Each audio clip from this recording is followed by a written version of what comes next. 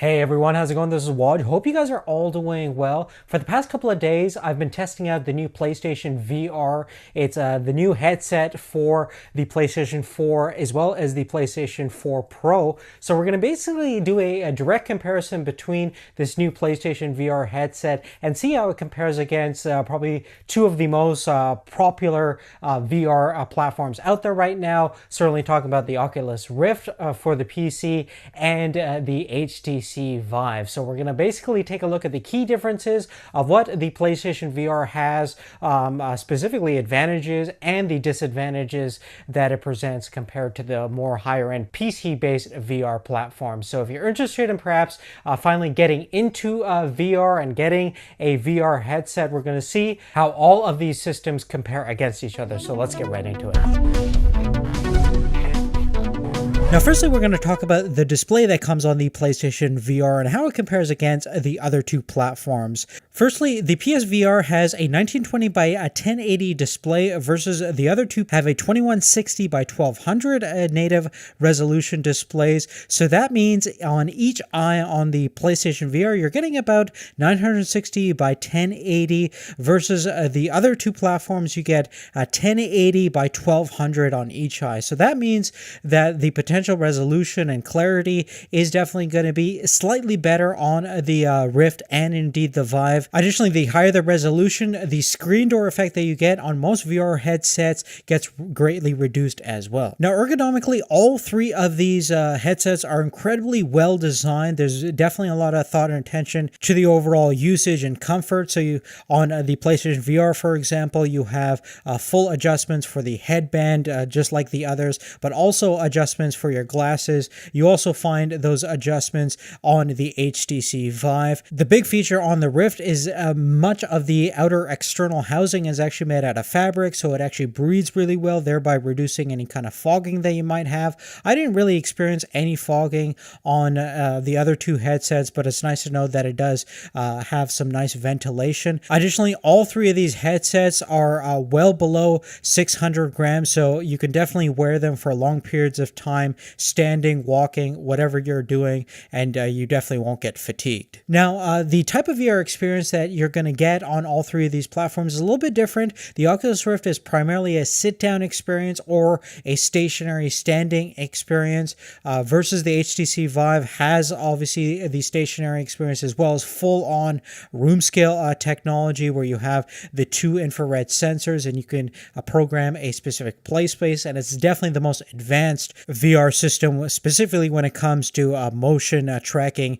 in a live room environment. Now, that being said, the PlayStation VR does have some room scale tracking capabilities with the PlayStation camera. That being said, it's certainly more limited in terms of how much it can actually see, and it's using a little bit more of an inaccurate motion tracking system based on the LED lights on the controllers and the headset itself, versus the other two are using a much more advanced and more precise infrared technology, which seems to be definitely more consistent and a little bit more versatile. Now, probably one of the biggest limitations of the PlayStation VR platform is going to be the fact that currently you're using the old-fashioned PlayStation 4 hardware. And although, based on my experience, the PlayStation did an excellent job of delivering pretty decent overall frame rates with a really good one-to-one motion tracking, and overall response time was actually relatively surprisingly good. I would definitely put it on par with the other two high-end VR platforms.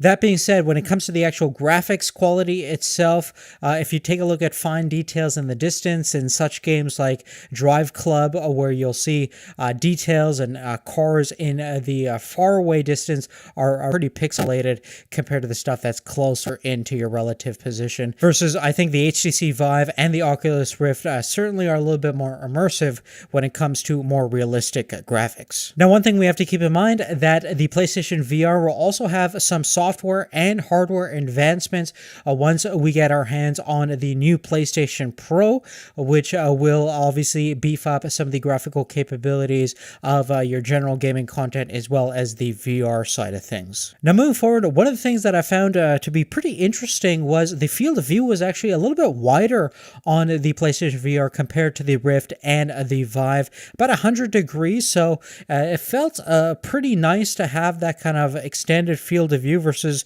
the other two PC-based platforms have around 110 degrees of field of view, which is not bad. The Oculus Rift feels a little bit wider, and the HTC Vive certainly feels a little bit more taller, but that's probably because of the different optics that's installed into each platform. That being said, the optics on the PlayStation VR is actually pretty outstanding. It's definitely on par with the other two when it comes to overall clarity and sharpness, and it doesn't have any major defects such as chromatic aberration. Now, thankfully, all three of these platforms are using organic LED technology, so the black levels are pretty much infinite, and the color dynamics and rendition are pretty much on par with each other as well. Now, the refresh rate on the PlayStation VR is rated from 90 Hz all the way up to 120 Hz, versus on the HTC Vive and the Oculus Rift, you're looking at about 90 Hz on a constant refresh rate. Now, that doesn't mean that the PlayStation is rendering 90 FPS all the time. It does some interpolation tricks based on the current PlayStation 4 hardware, which is actually quite dated and pretty underpowered compared to a moderately powered contemporary PC. PlayStation using a lot of tricks and software to get that frame rate relatively high so you don't have any kind of fatigue or any kind of nausea. And they do actually a really good job of making sure that everything is relatively smooth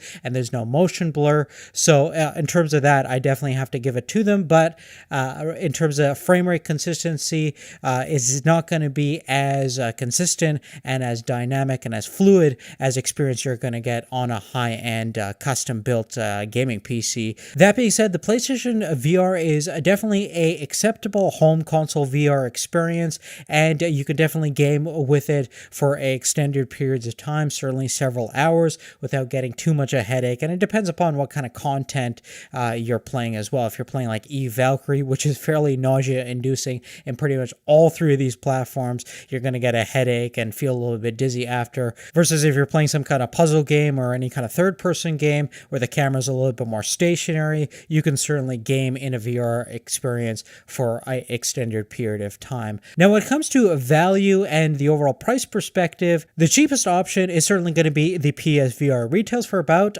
under $400. You do need the PlayStation camera, whether that's the first generation or second generation, which is $60 if you don't already have it. And if you do want motion tracking abilities with the Move controllers, you're going to have to buy that as well. And there's obviously a bundle for all that stuff for around $500. Now, the Oculus Rift with the Xbox One controller retails for about $599, and you're looking at just under $800 for the HTC Vive package with all the motion controllers and lighthouse stations and everything.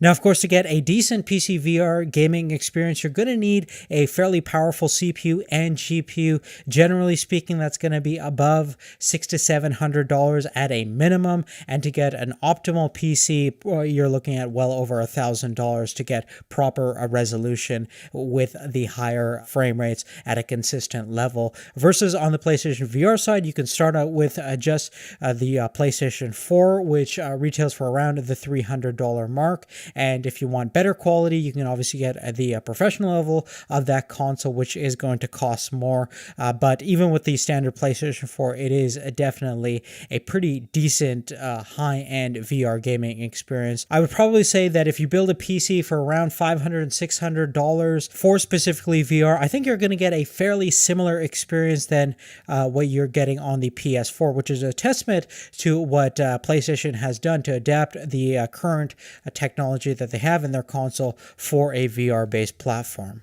Now, in terms of actual VR content, all three of these systems offer some pretty compelling experiences, and there's definitely a lot of titles that are cross-compatible with all three of these systems. For me personally, I think the strongest library right now has to be the HTC Vive and actually the PlayStation VR. There's a lot of really nicely ported games, such as Drive Club VR is probably one of the best racing VR experiences I have experienced thus far, even though the graphics are not that good, but I think the implementation is actually quite well done. Valkyrie is obviously very fun, even though a little bit nausea-inducing. And although Oculus definitely has some cool exclusives available right now, as well as future titles that they're going to come out with, I still think there's nothing really earth-shattering when it comes to a dedicated feature-length presentation with a AAA title. And hopefully that will come in the near future as more and more people buy into these systems, because a lot of games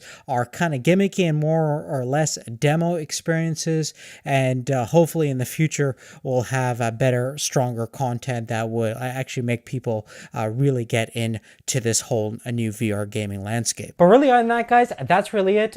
Specifically, I think the biggest advantage that the PlayStation VR has definitely has to be price. The biggest disadvantage is going to be the limitations of the hardware and software capabilities of the PlayStation ecosystem. That being said, there's some great content out right now for the PlayStation VR. I had a tremendous amount of fun with it during my days of testing, and I'm going to continue using it throughout the months. And we're definitely going to be interested to see how it actually pairs up against the new PlayStation 4 Professional or Pro console that's coming out very, very soon. So we're going to have an update and a follow-up for this video. Now, how do things stack up against the HTC Vive and the Oculus Rift? I think those are certainly more of the higher end, enthusiast grade VR based systems, and certainly you're going to need a very powerful PC. And like we mentioned before, the content is king. With all these systems,